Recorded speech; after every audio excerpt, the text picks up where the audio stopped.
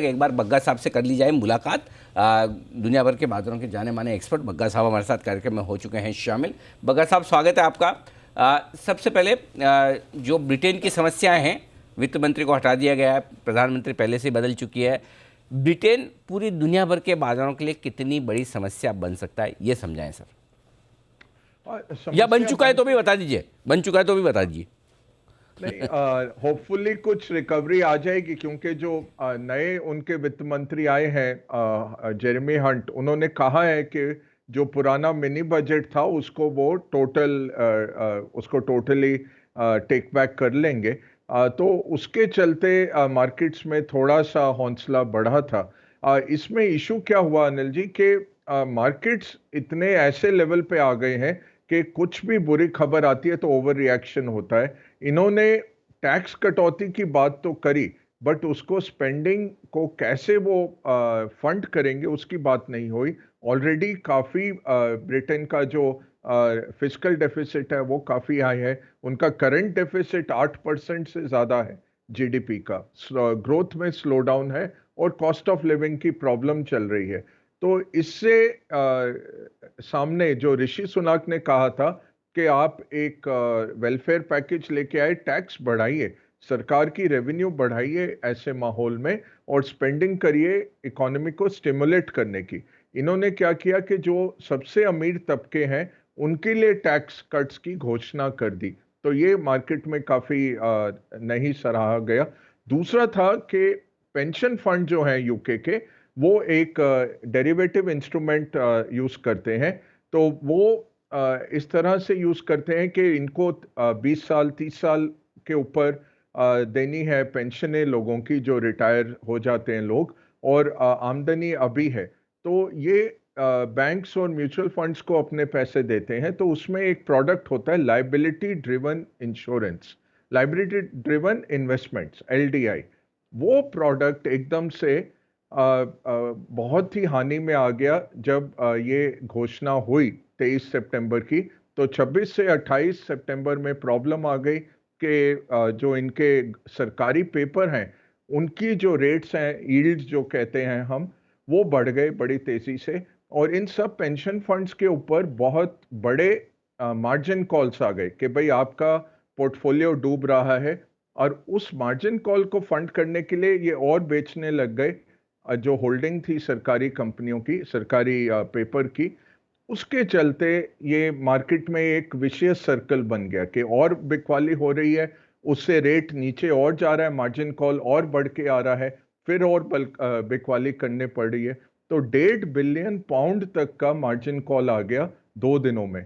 और फिर bank of England जो क्वांटिटेटिव टाइटनिंग की तरफ जा रहा था, रेट बढ़ाई जा रहा है और पैसा निकाल रहा है मार्केट से, उसको खरीदारी करनी पड़ी। इतना बड़ा संकट आ गया था।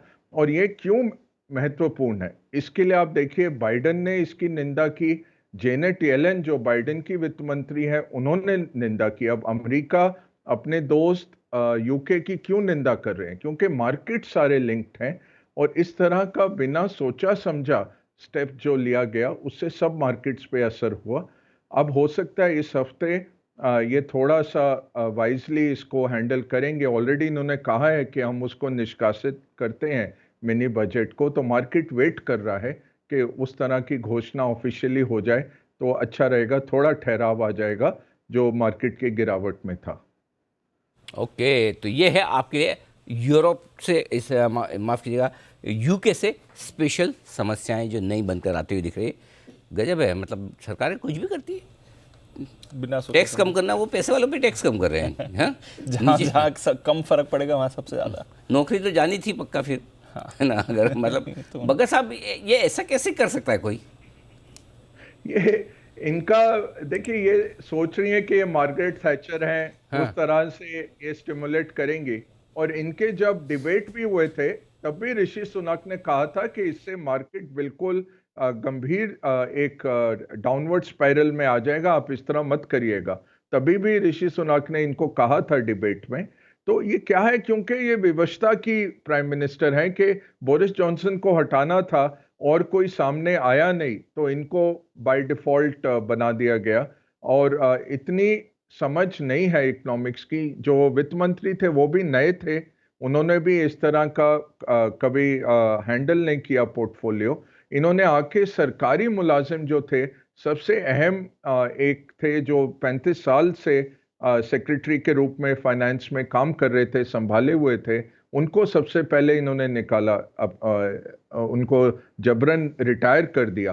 तो ये कह रहे थे कि हम मार्गरेट थैचर जैसे बहुत लिबरल एक रेजीम लेके आएंगे, बट अप्रूवल रेटिंग्स बहुत तेजी से गिरे हैं और अब निश्चित है कि लेबर अगला इलेक्शन जीतेगा 1 साल के बाद, अनलेस ये कुछ कर पाए। तो इसलिए हो सकता है कि रेजीम चेंज हो जाए। बट देखिए, 4 महीने में 4 वित्त मंत्री आ गए यूके में, ये हालत हो गई है। तो जब ऋषि निकले, उसके बाद जावेद आए, उसके बाद एक और आए, फिर ये क्वार्टेंग आए और अब ये 5वें शुरू हो गए हैं। बगा साहब, अगला सवाल जो है, आज मैं अमेरिका से हटके ही आपसे सवाल पूछ रहा हूँ। चाइना में वो मीटिंग भी उनकी शुरू हो चुकी है और जो खबरें आ रही कि अमेरिका चाइना में जो अपने इंजीनियर्स हैं, जो लोग हैं जो सेमीकंडक्टर्स बिजनेस में, उनको वापस बुलाने के चक्कर में है। क्या कुछ चाइना भी आगे चलते हुए दिक्कत का कारण बन सकता है, जिस तरह की उनकी इंटरनल सिचुएशन है और जो कुछ बाहर से अमेरिका की तरफ से प्रेशर आ रहा है? दोनों के लिए हाँ अनिल जी। अच्छा। देखिए, चाइना को अब पहली बारी यूरोप और अमेरिका दोनों कह रहे हैं कि ये वेपनाइज करते हैं अपने मैन्युफैक्चरिंग को। और रशिया ने जिस तरह से वेपनाइज किया एनर्जी को, कि तेल और गैस की कटौती कर दी यूरोप में और बदहाली ले आए, तो चाइना के साथ सप्लाई चेन जोड़ने में ये जोखिम है। अब वो प्रैक्टिकली कितना कर सकते हैं वो देखना पड़ेगा कि है तो वो सबसे बड़ा मैन्युफैक्चरर दुनिया भर का, और उसके बिना चलेगी नहीं किसी की गाड़ी, और कंज्यूमर्स को भी हानि पहुंचेगी यूरोप और अमेरिका में अगर वो चाइना पे और सैंक्शंस लगाते हैं या टैरिफ बढ़ाते हैं। तो इस रिटॉरिक के पीछे देखना है असलियत क्या है। असलियत यही है कि जिस तरह से उन्होंने हांगकांग पे पूरा कब्जा किया, जबकि इंटरनेशनल करार थे कि हांगकांग एक तरह से गवर्न होगा, उसके बावजूद उन्होंने उसको बिल्कुल हासिल कर लिया। अब उनकी अगली मंशा है ताइवान को पकड़ने की, और उसमें एक काफ़ी हानि आ सकती है चाइना को, वित्तीय तौर पर भी और मिलिटरीली भी। तो यही है कि हम उम्मीद करते हैं अगले 2 साल ना करें कुछ ऐसा, बट अपनी स्पीच में इन्होंने फिर से ताइवान के ऊपर काफ़ी फोकस किया और फोर्स लगाने की भी बात की कि अगर हम चाहते हैं पीसफुली हो, बट नहीं होगा तो हम फोर्सफुली भी करेंगे। बाकी जो स्लोइंग ग्रोथ है चाइना की, जो विश्व भर पे जिसका असर पड़ता है, उसके ऊपर ये लगा कि एक्सेप्टेंस है हमारी स्लोइंग ग्रोथ की, क्योंकि हम इकोनॉमी को एक इवन तौर पे ला रहे हैं, सिर्फ एक्सपोर्ट ड्रिवन नहीं, लोकल कंजम्पशन की इकोनॉमी भी बढ़ाएंगे। बट वो उसके लिए करना क्या है, उसमें वो कुछ नहीं निकला।